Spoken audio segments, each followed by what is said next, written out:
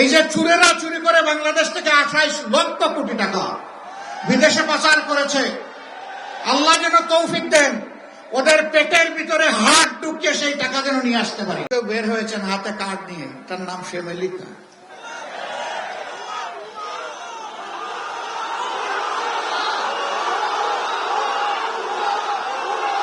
আমাদের সরল মনা কৃষকদেরকে ধোঁকা দিয়ে আরেকটা কার্ডের কথা বলছেন, ফার্মার্স কার্ড। গতকালকে আমি একটা বক্তব্য রেখেছিলাম যে বাংলাদেশে মুক্তিযুদ্ধটা শুরু হয়েছিল কিভাবে, সেনাবাহিনীর দ্বারা। আমি বললাম কি, পত্রিকা লেখলো কি, আশ্চর্য ব্যবহার। তাই আমি বুঝতে পারছি আমাদেরকে নিয়ে তারা খুব মজা পায়। আমি বলি একটা, তারা ইচ্ছা করে লেখে আরেকটা।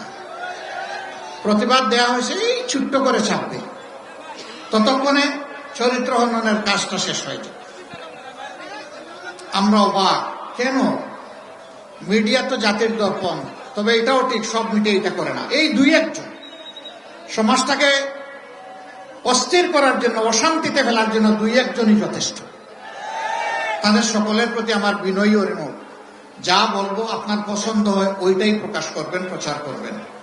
যা বলবো না, আপনার মনের মাধুরী আর কল্পনা স্বপ্ন মিশিয়ে আমার কথা আপনি প্রচার করবেন না। যদি এটা করেন আমার উপরে জুলুম হবে। অনেক টাকা আছে আমাদের। এই যে চুরেরা চুরি করে বাংলাদেশ থেকে 28 লক্ষ কোটি টাকা বিদেশে পাচার করেছে, আল্লাহ যেন তৌফিক দেন ওদের পেটের ভিতরে হাত ঢুকিয়ে সেই টাকা যেন নিয়ে আসতে পারি।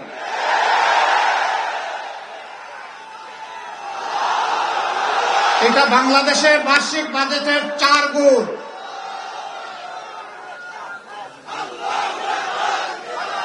ওই বাজেট আমরা ফিরিয়ে আনার জন্য জান প্রাণ দিয়ে চেষ্টা করবো ইনশাআল্লাহ। কোন মামু খালুকে ছাড় দিয়ে কথা বলবো না। শুধু সম্পদ নয়, এই চুরদেরকে দেশেও ফিরিয়ে আনা হবে ইনশাআল্লাহ। এনে তাদেরকে বিচারের মুখোমুখি করা হবে। আশ্চর্য, এই জাতি একটা মুরগি চুরি করেছে, একটা ছাগল চুরি করেছে, এরে ধরে পিঠায় মেরেও ফেলে অনেক সময়। এগুলো আমরা সমর্থন করি না।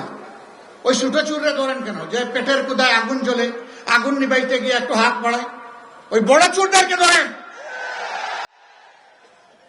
ওদেরকে ধরলে এই যে মানুষগুলো পেটের কুদার তাড়নায় অপরাধ করে ফেলে, তাদের অপরাধ করার দরকার হবে না।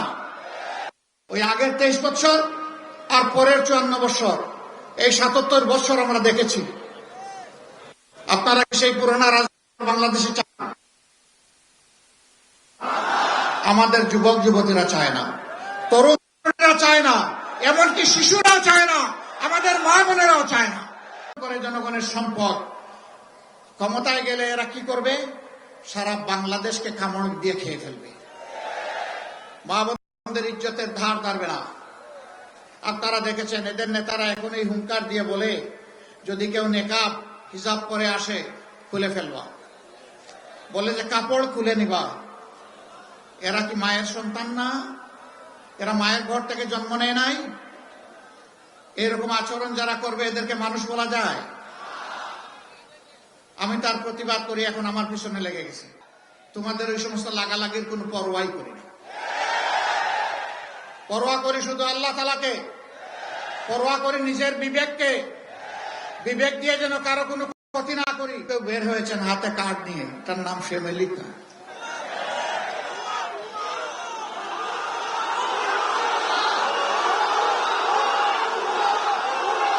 আমাদের সরল মনা কৃষকদেরকে ধোঁকা দিয়ে আরেকটা কার্ডের কথা বলছেন, ফার্মার্স কার্ড।